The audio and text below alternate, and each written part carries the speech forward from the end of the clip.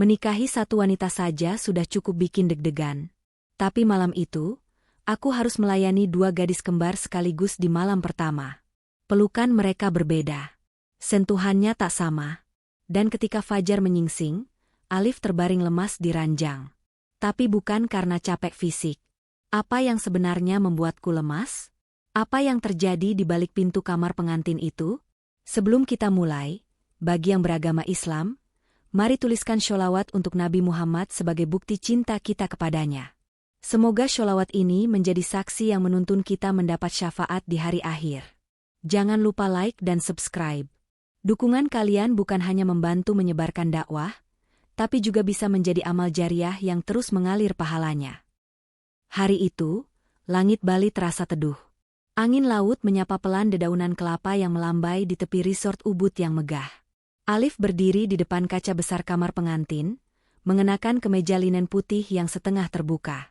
Matanya menatap jauh, memantulkan kebingungan dan kegembiraan yang bersatu dalam satu garis pandang. Hari ini, ia bukan hanya menjadi seorang suami, tapi suami dari dua gadis sekaligus. Kembar identik. Nadia dan Nabila. Alif mengenal mereka saat bekerja sebagai fotografer lepas di Jakarta. Awalnya, ia hanya memotret produk skincare milik Nadia, yang kemudian memperkenalkannya pada saudari kembarnya, Nabila, seorang fashion stylist yang flamboyan. Waktu demi waktu, pertemuan yang awalnya bersifat profesional berubah menjadi lebih intens. Tak ada yang tahu pasti siapa yang jatuh cinta duluan. Tapi mereka bertiga mulai terbiasa menjalani hubungan yang tidak biasa. Terbuka. Saling tahu. Saling bagi. Ide menikahi dua wanita sekaligus bukan datang dari Alif. Justru Nadia yang memulainya. Setelah suatu malam mereka bertiga duduk di rooftop apartemen, menikmati teh jahe dan suara kota yang tak pernah benar-benar tidur. Kalau kita bertiga bahagia, kenapa harus takut dengan pandangan orang? Begitu kata Nadia sambil menatap bintang. Nabila mengangguk tanpa ragu. Dan Alif, yang awalnya hanya bisa tertawa kikuk, akhirnya mengangguk juga. Entah karena benar-benar yakin, atau karena cinta yang terlalu dalam. Prosesi pernikahan mereka dilangsungkan secara privat. Hanya dihadiri keluarga inti dan beberapa sahabat yang benar-benar memahami dinamika mereka. Dua meja akad disusun berdampingan di atas panggung kecil yang menghadap hamparan sawah. Suara ijab kabul terdengar dua kali. Dua tangis bahagia, dua ciuman tangan, dan dua pelukan yang membuat dada Alif sesak karena haru. Malam pun tiba. Setelah pesta berakhir, tamu-tamu mulai kembali ke villa masing-masing. Sisa lilin menyala redup di pinggir kolam. Dan Alif berdiri di depan pintu kamar pengantin dengan tangan yang sedikit gemetar. Di balik pintu itu, dua wanita yang kini sah menjadi istrinya sedang menunggu. Hati Alif berkecamuk. Bukan karena takut gagal, tapi karena ini malam pertama yang tak ada bandingannya. Bukan hanya soal fisik, tapi juga soal hati. Bagaimana caranya membagi rasa tanpa membuat salah satu merasa kurang. Saat pintu dibuka, Nadia dan Nabila menyambutnya. Keduanya mengenakan kain satin lembut berwarna pastel. Rambut terurai. Wajah bersih tanpa riasan berlebihan. Nadia mendekat lebih dulu, menggenggam tangan Alif dengan lembut. Nabila berdiri di belakangnya, lalu memeluk Alif dari samping, menyandarkan kepalanya di bahu sang suami. Malam itu belum benar-benar dimulai. Tapi Alif tahu, malam ini akan mengubah segalanya. Bukan hanya statusnya sebagai suami, tapi juga sebagai pria yang harus siap menghadapi dua hati yang saling mencintai, dan mencintainya, dengan cara yang berbeda. Udara dalam kamar terasa hangat. Lampu dinding berwarna ember memantulkan cahaya lembut ke permukaan spray putih dan dinding kayu. Di luar, suara jangkrik sesekali terdengar bersahutan. Alif duduk di tepi ranjang, sementara Nadia dan Nabila mengambil tempat di sisi kiri dan kanannya. Malam pertama ini bukan hanya tentang keberanian fisik, tapi juga kesiapan batin. Dan Alif, meski tampak tenang dari luar, sesungguhnya sedang menenangkan napasnya. Nadia menyentuh tangan Alif terlebih dahulu. Jemarinya halus, gerakannya pelan, seperti ingin memastikan bahwa Alif benar-benar ada di sana, bukan sekadar mimpi. Ia menatap Alif dalam-dalam. Kamu nggak perlu tegang, kita juga masih belajar saling mengenal lebih dalam. Ini malam kita bertiga. Nabila mendekat dari sisi kanan, lebih berani. Tangannya menyusuri bahu Alif, lalu menyandarkan kepalanya di dada sang suami. Kita sudah sampai sejauh ini. Kita lakukan ini dengan rasa, bukan sekadar karena malam pertama, bisiknya lirih. Alif memejamkan mata sejenak. Dua sisi cinta menyentuhnya bersamaan. Nadia dengan kelembutan dan ketenangan, Nabila dengan ketegasan dan kehangatan. Ia sadar, keduanya tidak bisa disamakan. Tapi keduanya membuat dirinya merasa utuh. Pelan-pelan, mereka mulai membiarkan batas fisik terhapus. Bukan dengan tergesa-gesa, tapi dengan saling membaca bahasa tubuh, saling meraba getaran emosi. Dalam satu tarikan napas, Alif memeluk keduanya, dan untuk pertama kalinya ia merasa lengkap, dan juga takut. Takut kalau esok ada hati yang luka. Takut kalau dia tak bisa adil. Namun malam itu, tidak ada persaingan. Hanya tawa lirih. Hanya kehangatan kulit yang saling mencari. Hanya nafas-nafas panjang yang saling mengejar. Semuanya berjalan perlahan, seperti simfoni yang tak terburu tempo. Sampai akhirnya tubuh mereka terbaring berdampingan, ketiganya saling menggenggam tangan di bawah selimut, dalam diam yang penuh makna. Nabila tertidur lebih dulu. Nadia masih terjaga, menatap langit-langit dengan pandangan kosong. Alif memeluknya dari samping. "Kamu bahagia?" bisik Alif. Nadia mengangguk pelan. Tapi matanya berkaca. "Aku bahagia. Tapi aku juga takut. Takut kehilangan kamu, takut merasa sendirian meski kita bertiga." Alif mengecup keningnya. "Aku akan berusaha jadi suami yang adil. Buat kamu dan Nabila." Di luar, angin malam berhembus lembut. Di dalam kamar, Alif tahu, cinta ini tidak sederhana. Tapi malam pertama ini menjadi saksi, bahwa mereka bertiga telah memilih jalan rumit untuk sebuah kebahagiaan yang tidak biasa. Namun apa yang menanti esok hari, belum tentu seindah malam ini. 3 hari setelah malam pertama itu, suasana villa di Ubud tak lagi sehangat sebelumnya. Meski sinar matahari masih menyusup lembut di sela-sela tirai jendela, dan aroma kopi Bali masih setia hadir tiap pagi, namun ada sesuatu yang berbeda di antara mereka bertiga. Alif bisa merasakannya, meski tak satu pun dari Nadia atau Nabila mengucapkannya secara langsung.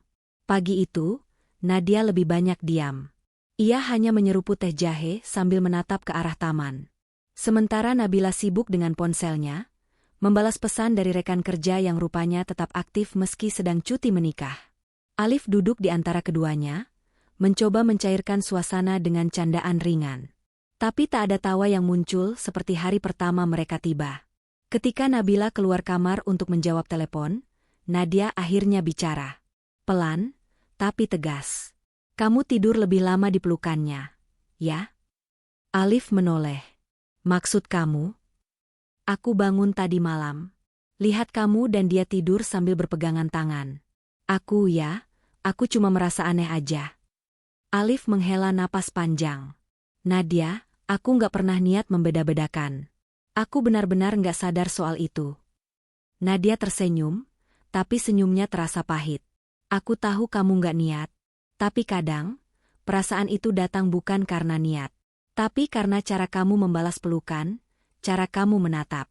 Itu cukup buat bikin seseorang merasa lebih atau kurang." Malamnya, ketika Alif mencoba bicara dengan Nabila, situasi tak jadi lebih ringan. Nabila merasa dia yang harusnya mendapat porsi lebih.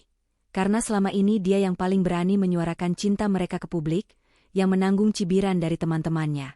"Aku capek kalau harus terus pura-pura kuat," kata Nabila. "Aku nikah sama kamu karena aku percaya kita bisa jalani ini bertiga, tanpa rasa iri. Tapi aku juga manusia, Liv. Aku bisa cemburu. Aku bisa ngerasa kamu lebih milih Nadia karena dia lebih pendiam, lebih kalem. Kamu suka yang kayak gitu, kan?" Alif terdiam. Tak ada jawaban yang bisa benar-benar adil di tengah situasi yang penuh kerentanan ini. Yang ia tahu, malam ini ia akan tidur sendiri. Dan itu bukan karena kelelahan, tapi karena dua hatinya sedang saling menjauh, pelan, tapi nyata. Dalam gelap kamar, Alif menatap langit-langit. Terdengar sayup suara detik jam, seolah menghitung waktu menuju sesuatu yang tak pasti. Di antara dua wanita yang dicintainya, kini mulai tumbuh jarak yang tak bisa diukur hanya dengan kata-kata. Dan Alif tahu, jika ia tak hati-hati, cinta mereka bertiga bisa runtuh bahkan sebelum bulan madu usai. 2 minggu setelah pernikahan, mereka kembali ke Jakarta. Tak lagi tinggal di villa sejuk dengan suara jangkrik dan aroma melati.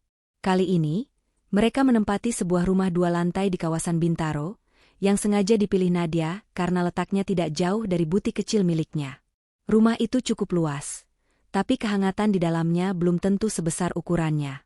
Di pagi pertama di rumah baru, Alif bangun lebih dulu.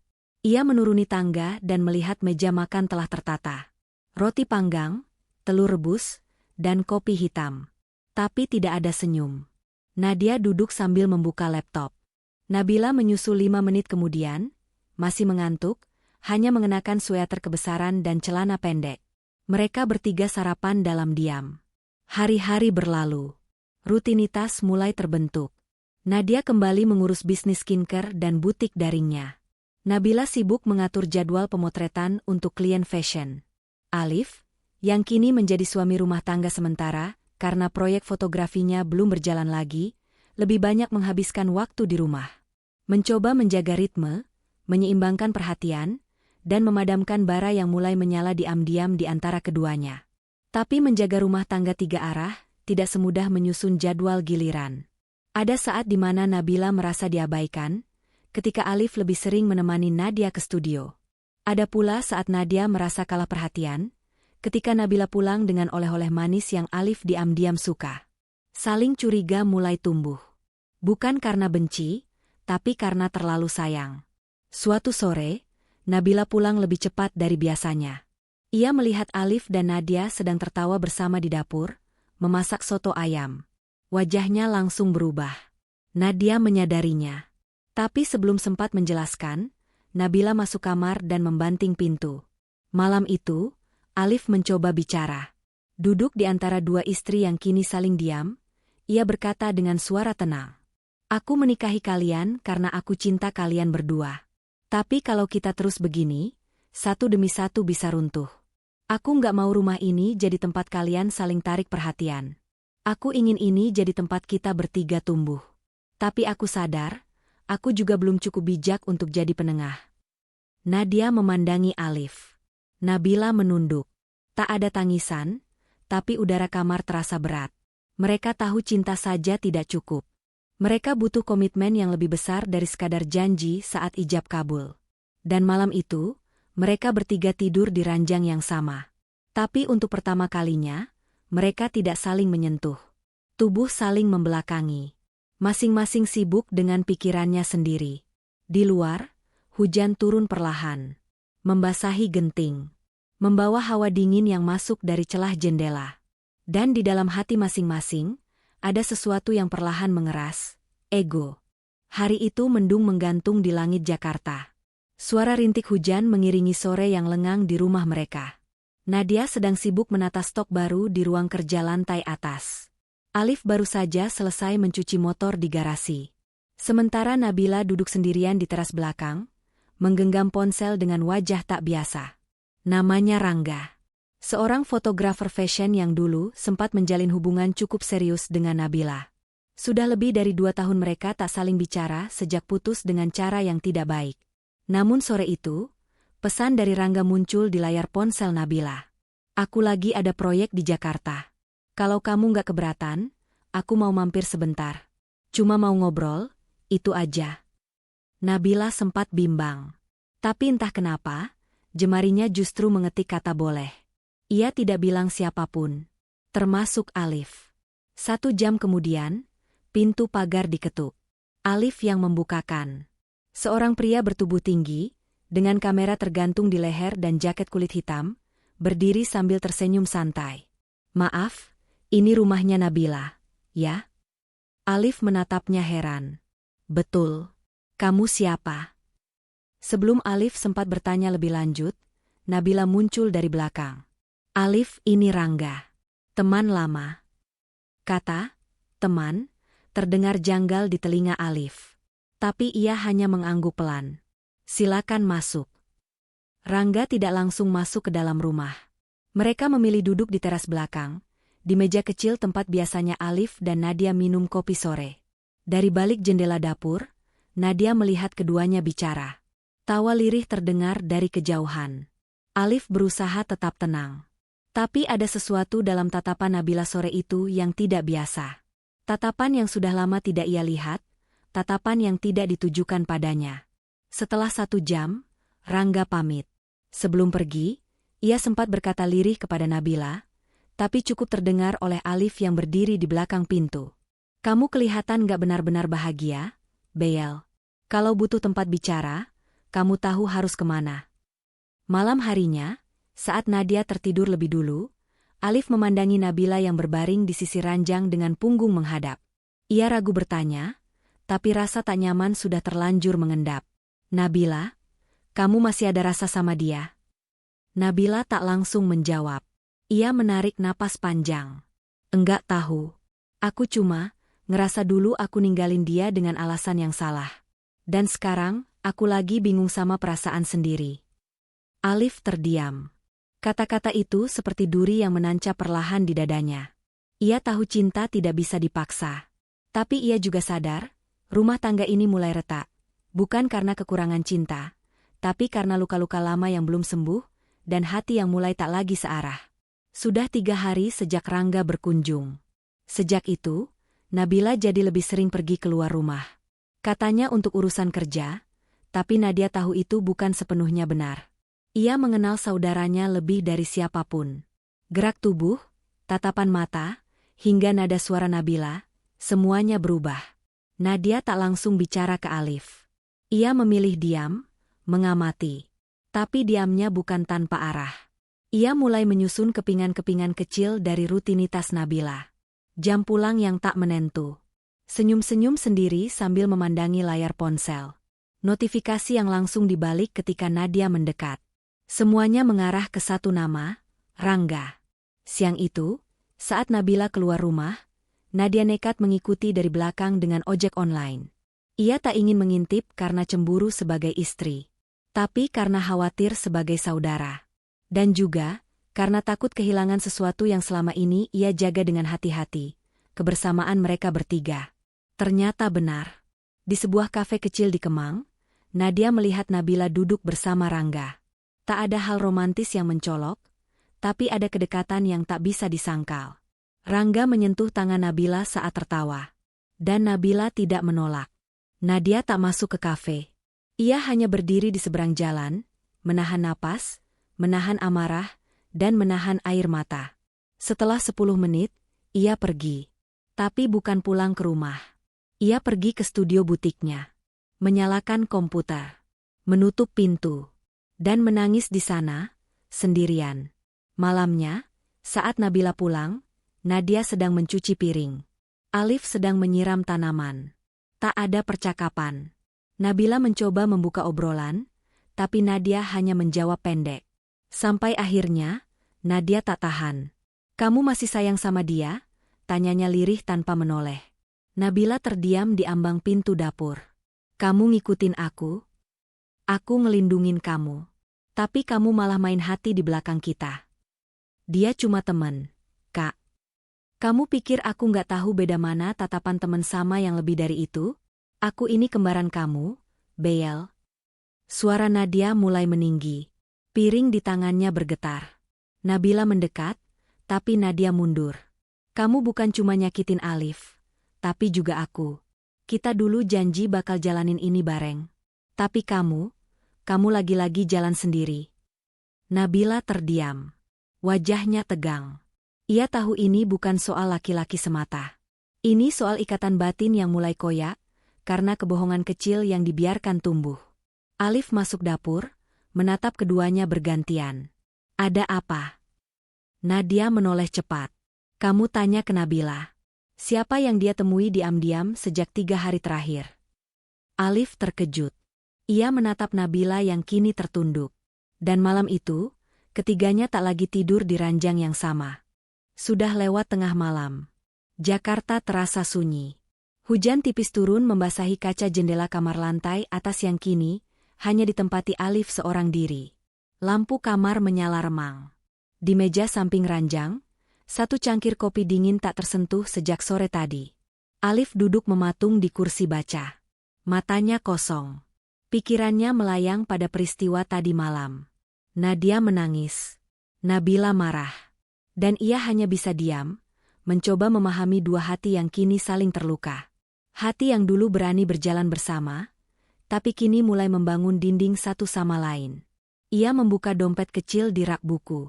Di dalamnya, terselip dua foto. Foto pernikahan. Di satu sisi, Nadia tersenyum dalam balutan kebaya krem. Di sisi lain, Nabila dengan riasan minimalis, menatapnya penuh cinta. Dua wanita yang ia cintai. Tapi sekarang, dua arah yang seperti tak lagi bertemu di tengah. Ia mengingat kembali ucapan ibunya, yang dulu sempat menolak idenya menikahi si kembar. Cinta itu bukan tentang bisa membagi, Liv, tapi tentang bisa menjaga. Kalau kamu nggak bisa jaga satu hati tanpa menyakiti yang lain, lebih baik jangan mulai sama sekali. Saat itu, Alif bersikeras. Ia yakin bisa adil, bisa jadi penyeimbang. Tapi malam ini, keyakinan itu mulai retak. Pagi harinya, Alif membuat keputusan. Ia mengajak Nadia dan Nabila duduk bersama di ruang tamu. Mata mereka sembab. Tak banyak kata. Aku nggak nyangka bakal sampai di titik ini, ujar Alif pelan. Aku pikir, dengan cinta dan komitmen, kita bisa jalanin ini bertiga. Tapi aku lupa, cinta itu nggak cukup kalau kita nggak jujur. Nadia menatap Alif dengan mata yang mulai berkaca. Nabila menunduk. Aku sayang kalian. Tapi aku juga nggak mau rumah ini jadi ladang kecurigaan. Aku nggak mau jadi penyebab kalian saling menjauh sebagai saudara. Nabila membuka suara, suaranya lirih. Aku salah. Aku nyari pelarian. Tapi bukan karena aku nggak cinta kamu, Liv. Aku cuma lelah. Lelah menahan perasaan yang nggak bisa selalu dibagi dua.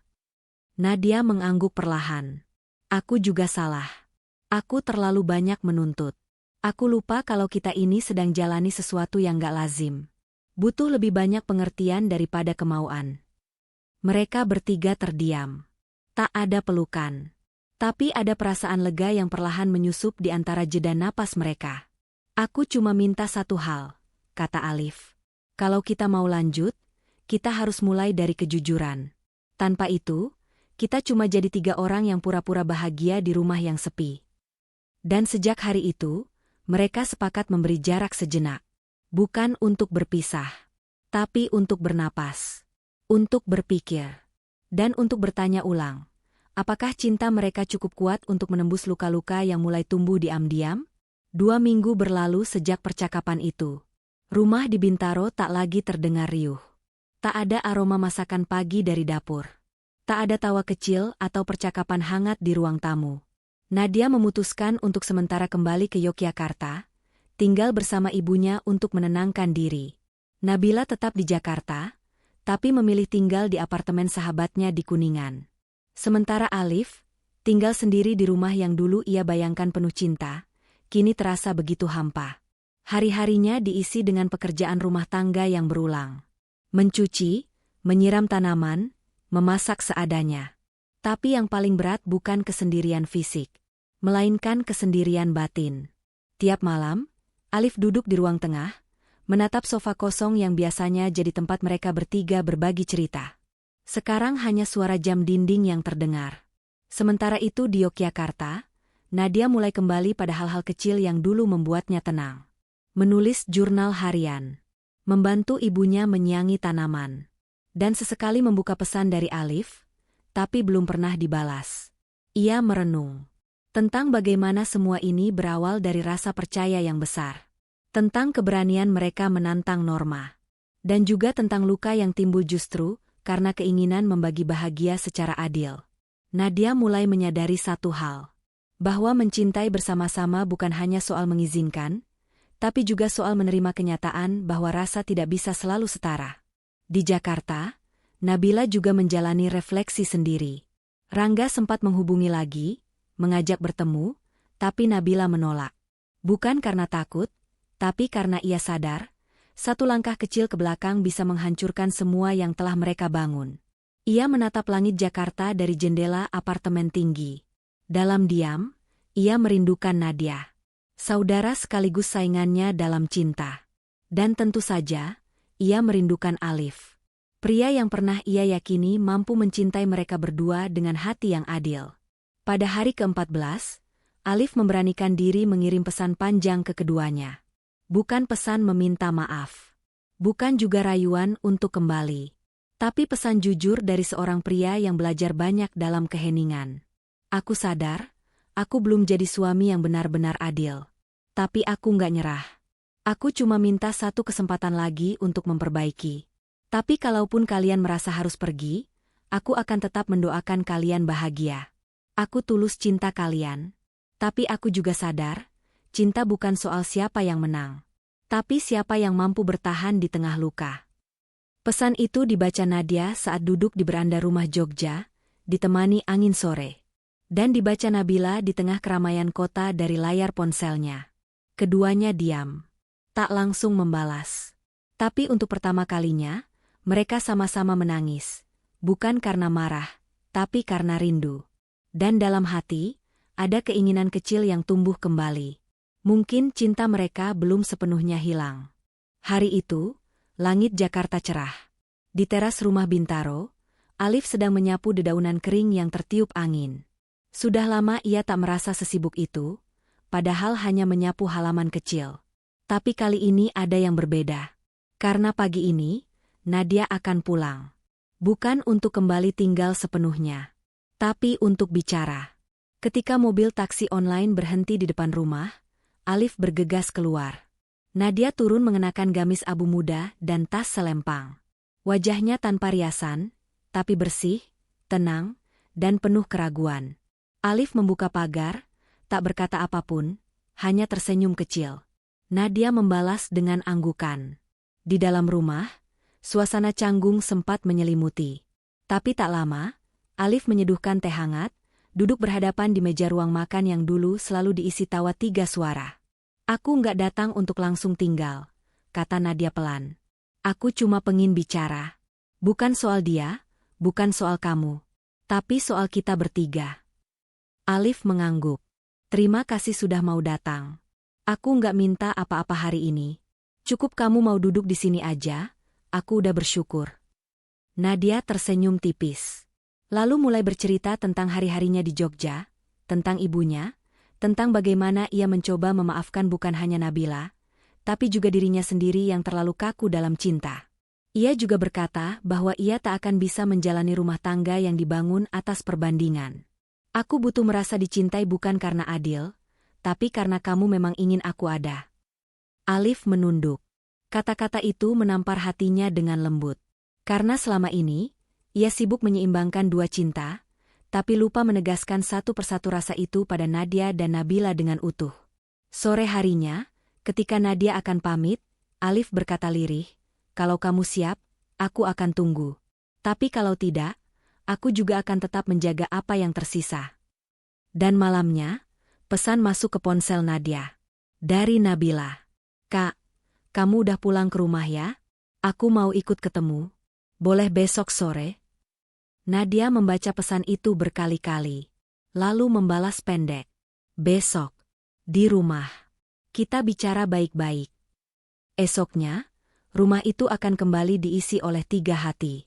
Tapi belum ada yang tahu apakah pertemuan itu akan memperbaiki semuanya, atau justru memperjelas akhir yang tak terhindarkan. Yang pasti, mereka semua mulai belajar. Bahwa cinta tidak cukup hanya dibagi rata. Tapi juga harus dipeluk, dirawat, dan diberi tempat untuk bernapas. Langit sore mendung saat Nabila tiba di rumah. Ia mengenakan jaket krem dan celana panjang hitam, wajahnya sedikit tegang. Di tangannya ada kantong kertas berisi bolu kukus kesukaan Nadia. Tak banyak barang yang dibawa, hanya dirinya sendiri dan segunung rindu yang selama ini ia tahan dalam diam. Pintu dibuka oleh Alif. Dia ada di dapur, ucapnya singkat. Nabila mengangguk dan melangkah masuk. Rumah itu terasa asing. Bukan karena tempatnya berubah, tapi karena semua terasa sunyi. Tidak ada bekas tawa, tidak ada aroma kopi, tidak ada suara langkah 3 orang seperti dulu. Saat Nabila masuk ke dapur, Nadia tengah memotong buah semangka. Ia tak menoleh. Tapi ia tahu siapa yang datang. Aku datang bukan buat minta maaf aja, Kak, ucap Nabila pelan. Aku datang karena aku nggak mau hubungan kita sebagai saudara selesai, hanya karena satu kesalahan yang belum sempat aku jelaskan. Nadia berhenti memotong. Meletakkan pisau, lalu duduk di kursi dapur. Nabila ikut duduk di seberang.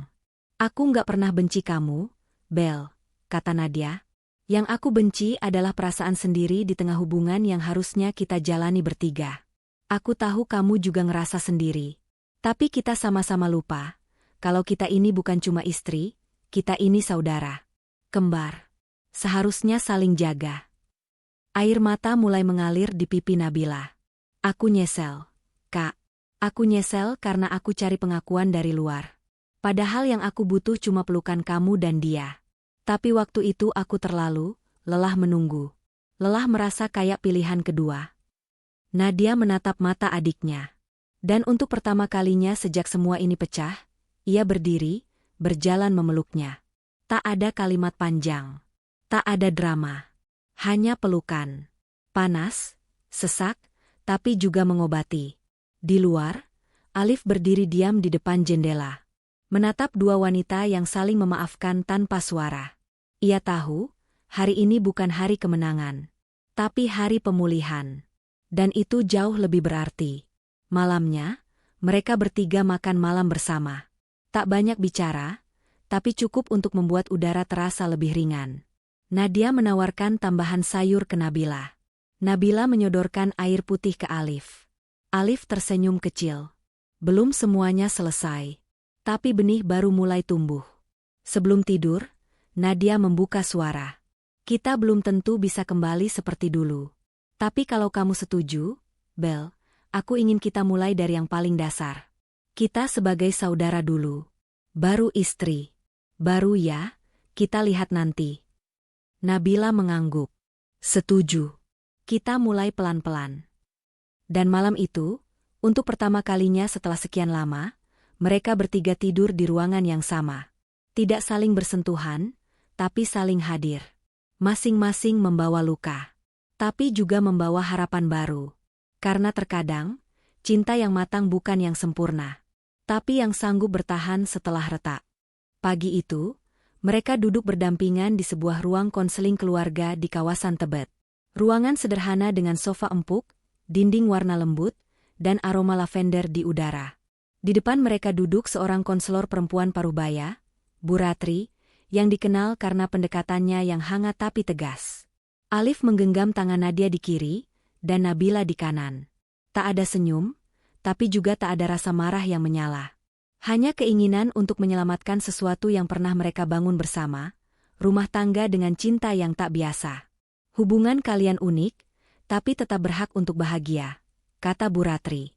Tapi kebahagiaan itu butuh 3 hal, kejujuran, batasan, dan ruang tumbuh. Kita akan mulai dari hal yang paling sederhana. Sesi pertama terasa canggung. Nabila mengaku masih menyimpan rasa minder, karena merasa seperti pihak ketiga dalam pernikahan sendiri. Nadia mengakui kadang ia terlalu kaku dan ingin semua berjalan sesuai rencana. Alif pun jujur, bahwa ia seringkali takut mengungkapkan kelelahan, karena ingin terus terlihat kuat di mata keduanya. Hari-hari berikutnya, mereka mulai menyusun perjanjian bersama.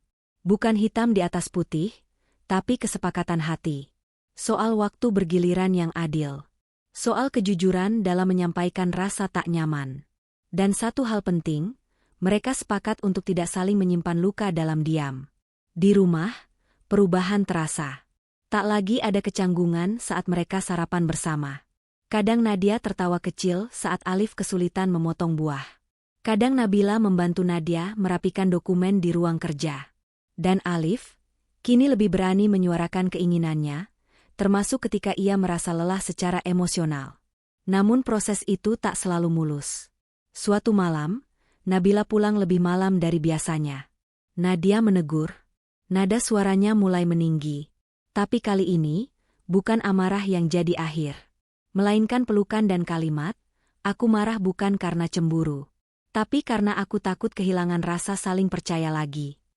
Pelan-pelan, luka yang dulu menganga mulai mengering. Mereka belum sembuh sempurna, tapi kini tak lagi menolak untuk diobati. Bahkan mereka mulai membuat kegiatan kecil bertiga. Memasak bersama di akhir pekan. Menonton film sambil rebahan di ruang tengah. Bahkan mulai berbicara tentang masa depan. Kalau kita punya anak nanti, kira-kira dia bakal bingung gak punya dua ibu? Celetuk Alif saat mereka sedang memasak. Nadia tertawa. Kalau kita bisa kompak, dia bakal tumbuh jadi anak yang paling beruntung di dunia. Nabila tersenyum dan menambahkan, asal jangan rebutan siapa yang paling disayang. Dan untuk pertama kalinya, tawa mereka pecah bersamaan.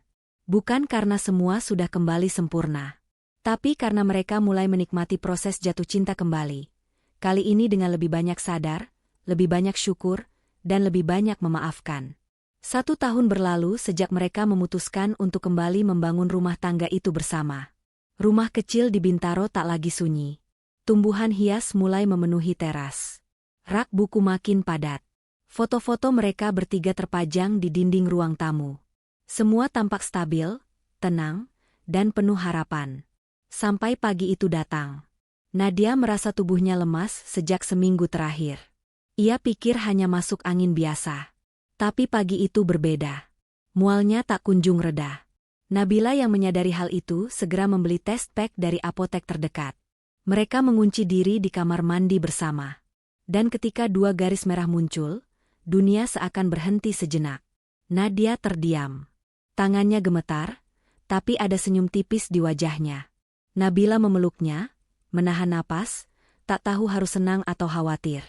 Di satu sisi, ini kabar bahagia. Di sisi lain, ini adalah realitas baru yang belum pernah mereka hadapi. Ketika Alif pulang dari studio sore harinya, Nadia duduk di ruang tamu dengan test pack di tangan. Wajahnya tenang. Nabila duduk di samping, kali ini lebih banyak diam daripada biasanya. Aku hamil, Liv, ucap Nadia pelan. Alif terdiam. Matanya membulat, lalu redup. Ia menggenggam tangan Nadia, mencium keningnya, lalu menarik Nabila ke pelukannya juga. Tapi detik berikutnya, ia bisa merasakan, ada yang berubah. Nabila menarik diri lebih dulu. Ia tersenyum, tapi matanya kosong. Malam ini aku nginap di apartemen Meta dulu ya, katanya. Lalu berdiri dan masuk kamar. Alif dan Nadia saling pandang. Tak satu pun bicara. Tapi keduanya tahu, kebahagiaan itu datang bersamaan dengan rasa takut yang tak kalah besar. Di apartemennya, Nabila menatap langit Jakarta. Ia tak marah. Ia tahu Nadia tidak salah. Tapi tetap saja, ada rasa yang sulit dijelaskan. Rasa tertinggal. Rasa kalah. Rasa asing dalam rumah yang dibangun bersama. Ia mulai bertanya pada dirinya sendiri, kalau anak itu lahir nanti, aku siapa? Keesokan paginya, Nadia menyusul ke apartemen. Membawa sarapan dan sebuah kalimat yang sudah lama ia simpan. Kita bisa jadi ibu bareng. Kalau kamu mau, aku nggak akan memaksa kamu harus peran apa. Tapi aku ingin anak ini tahu, bahwa ia punya 2 ibu yang saling menjaga. Nabila meneteskan air mata. Bukan karena sedih. Tapi karena merasa dilibatkan. Karena tak disingkirkan. Karena diberi tempat dalam kebahagiaan yang tak ia ciptakan, tapi bisa ia rawat bersama. Kalau dia perempuan, kata Nabila, kita beri nama Alia. Gabungan dari nama kamu dan Alif. Nadia tersenyum. Kalau laki-laki. Nabila tertawa. Kita pikirin sama-sama nanti. Dan untuk pertama kalinya sejak 2 garis merah itu muncul, keduanya bisa saling peluk lagi. Tak ada naskah pasti bagaimana rumah tangga seperti ini seharusnya dijalani. Tapi mereka tahu, dengan cinta dan niat yang lurus, keluarga bukan soal bentuk, melainkan tentang siapa yang tetap bertahan, saat semua diuji. Memasuki bulan keempat kehamilan Nadia, perubahan besar mulai terasa di rumah. Nadia lebih cepat lelah, lebih sensitif, dan seringkali dia menatap langit-langit kamar saat malam. Alif menjadi lebih siaga, menjaga makanan, waktu istirahat, bahkan emosinya sendiri. Sedangkan Nabila, ia belajar sesuatu yang baru, menjadi ibu, tanpa mengandung. Awalnya semua terasa terkendali. Tapi dunia luar tak selalu sebaik niat di dalam rumah. Kabar kehamilan Nadia menyebar cepat ke keluarga besar mereka. Tak butuh waktu lama sampai telepon dari ayah Nadia di Yogyakarta masuk. Suaranya terdengar datar, tapi nadanya mengandung penolakan. Jadi cuma Nadia yang hamil? Nabila di mana? Kamu itu suami atau pembuat jarak? Alif berusaha menjelaskan dengan tenang, tapi di akhir pembicaraan, yang ia terima hanya kalimat menggantung. Kamu pikir bisa bahagiakan dua anak kami? Jangan-jangan kamu malah akan kehilangan dua-duanya. Sejak itu, Nabila juga jadi sasaran pandangan sinis dari lingkungan sekitar. Tetangga di komplek mulai membicarakan mereka pelan-pelan, mengaitkan kehamilan Nadia dengan pilihan favorit. Beberapa teman bahkan mulai menjauh, menganggap situasi mereka terlalu aneh untuk diterima. Suatu sore, saat Nadia tertidur di kamar, Nabila duduk di teras bersama Alif. Aku capek, katanya pelan, bukan karena kamu, tapi karena semua orang menatapku seolah aku salah karena tidak mengandung. Seolah aku cuma numpang hidup di keluarga yang bukan milikku. Alif menatap Nabila. Ia ingin berkata banyak, tapi tahu tak ada kalimat yang bisa langsung menenangkan. Bilang aja kalau kamu juga takut kehilangan aku, bisik Nabila. Karena kadang aku juga ngerasa, lebih mudah pergi daripada terus merasa. Kedua. Alif meraih tangannya. Aku takut, Bel. Aku takut kehilangan kamu, bahkan sebelum kamu benar-benar pergi. Tapi aku mohon bertahanlah. Bukan demi Nadia. Bukan demi anak ini. Tapi demi kita. Kita yang pernah janji nggak akan lari. Malam itu, Nadia bangun dan melihat tempat tidur kosong. Ia berjalan pelan ke ruang tengah, dan melihat Alif dan Nabila tertidur bersebelahan di sofa, masih berpakaian lengkap, tangan mereka saling menggenggam. Nadia hanya tersenyum. Lalu mengambil selimut, menutupi tubuh keduanya. Ia tahu, rumah tangga mereka tak sempurna. Tapi pelan-pelan, mereka belajar bahwa cinta yang diuji bukan untuk dipertanyakan, melainkan untuk diperjuangkan. Esoknya, Nadia menulis satu kalimat di jurnalnya sebelum tidur. Jika satu cinta harus berbagi, maka keikhlasan adalah syarat pertama untuk bertahan. Dan aku sedang belajar ikhlas, setiap hari. Usia kandungan Nadia memasuki bulan ke-8. Perutnya semakin besar, langkahnya semakin lambat, dan tidurnya tak lagi lelap. Tapi senyumnya justru lebih sering muncul. Senyum yang matang, pasrah, dan penuh harapan. Alif semakin protektif, bahkan menolak semua tawaran kerja dari luar kota. Ia ingin berada di sisi Nadia setiap saat. Dan Nabila, ia berubah. Nabila kini bangun lebih pagi dari siapapun. Menyiapkan sarapan, menjemput Nadia ke kamar mandi, bahkan membuatkan air rendaman kaki hangat setiap malam. Ia menjadi bayangan yang lembut, selalu ada, tapi tak pernah menuntut sorotan. Nadia menyadarinya. Dan kadang, saat Nabila sibuk menyisir rambutnya, ia menatap saudarinya dengan rasa syukur yang tak bisa diucap.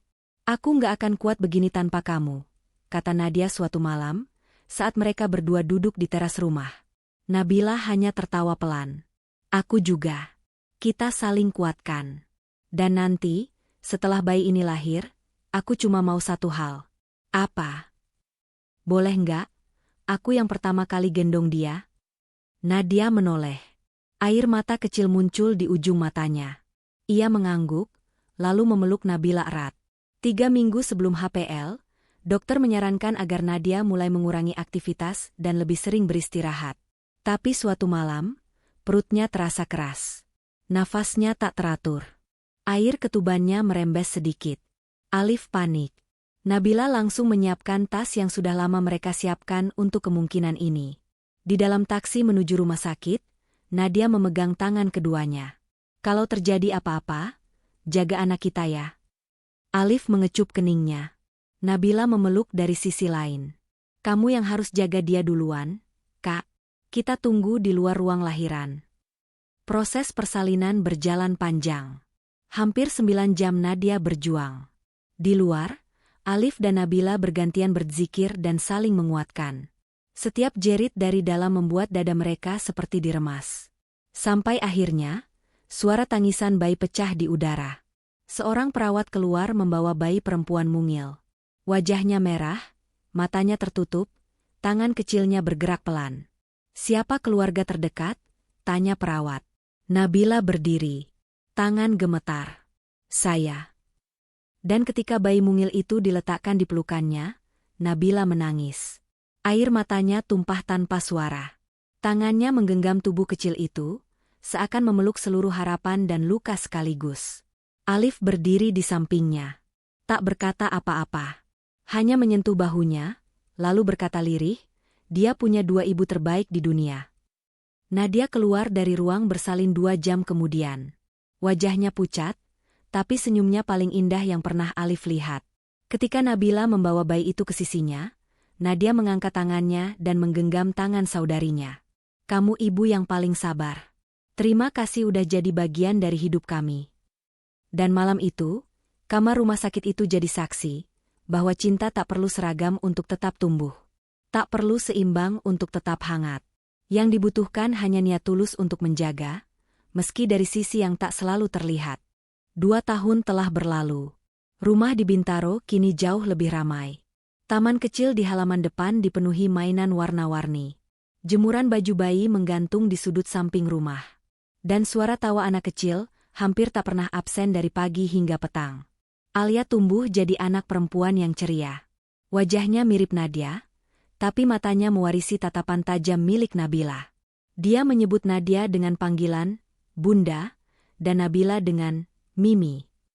Alif, tetap ayah, dengan gelar kehormatan sebagai tempat terbaik untuk duduk sambil makan roti dan mendengar dongeng.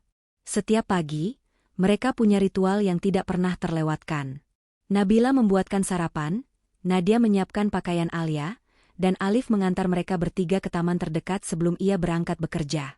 Di taman itu, Alia berlarian, jatuh, tertawa, dan selalu kembali ke pelukan 2 wanita yang tak pernah saling menuntut siapa yang lebih ibu dari yang lain. Kehidupan mereka jauh dari sempurna. Masih ada perdebatan kecil. Masih ada perasaan yang kadang sulit diungkapkan. Tapi tidak ada lagi diam yang menyakitkan. Mereka belajar berbicara. Mereka belajar mendengar. Dan yang paling penting, mereka belajar menerima bahwa cinta mereka unik, dan karena itu pula mereka terus bertahan. Suatu malam, saat Alia sudah tertidur pulas di tengah ranjang besar, Nadia menyandarkan kepalanya di bahu Alif. Nabila duduk di ujung ranjang, membuka lembaran album foto keluarga mereka. Kamu tahu, kata Nadia sambil tersenyum, kalau dulu aku nggak yakin kita bisa sampai di titik ini. Nabila tertawa pelan. Aku juga. Tapi ternyata, cinta kalau dirawat, bisa jadi rumah yang luas. Bahkan buat hati-hati yang awalnya sempit. Alif menatap mereka berdua. Aku nggak tahu apa aku pantas punya kalian. Tapi aku bersyukur setiap hari. Allah kasih aku 2 cinta yang nggak pernah minta jadi utama, cuma minta dijaga seutuhnya. Di luar kamar, malam menyelimuti kota. Tapi di dalam rumah kecil itu, hangat tak pernah padam. 3 hati yang dulu penuh ragu, kini berdetak dengan irama yang saling memahami. Dan di antara mereka, seorang anak kecil tumbuh, dengan cinta yang tak biasa, tapi sepenuhnya nyata. Karena pada akhirnya, keluarga bukan tentang jumlah, tapi tentang siapa yang tetap bertahan, saat cinta diuji paling keras.